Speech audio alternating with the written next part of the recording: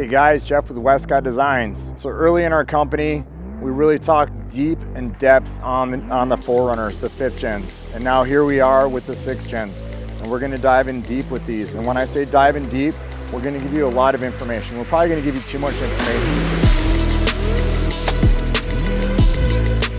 We want you guys to have as much information as you guys need to make it useful, whether the car is gonna fit in your garage, if it has a roof rack on it, if it has a lift on it, how big of tires can I get on this, what kind of offset will work on this, what offset do you think works the best, what can I get with a plus 12, what can I get with a plus 18, what can I get with a plus 25, what can I get with a plus 35, just so you guys are very familiar on what's gonna work and what's not gonna work. But what we're gonna do is we're gonna start off right now with some of the things that we've already done to this truck, and we've gone around and taken all the measurements all the way around on this truck.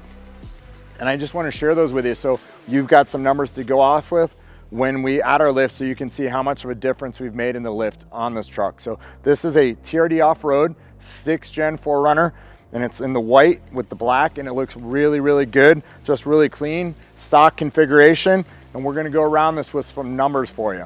So we're going to start up here on the driver's side.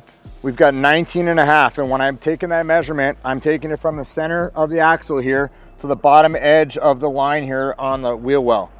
Then when I step to the back here, you can see I'm 21.5, and that's from the center of the axle right here, again, to the bottom edge right here.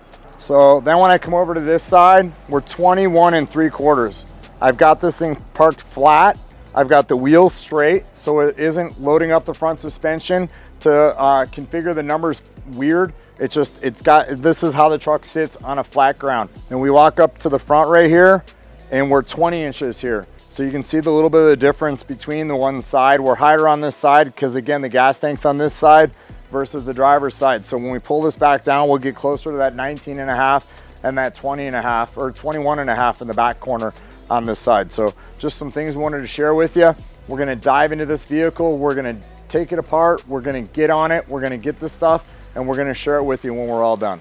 All right, guys, thanks so much for watching. Hope you guys enjoyed all this information. Stay tuned for some more great stuff we're gonna have for these trucks.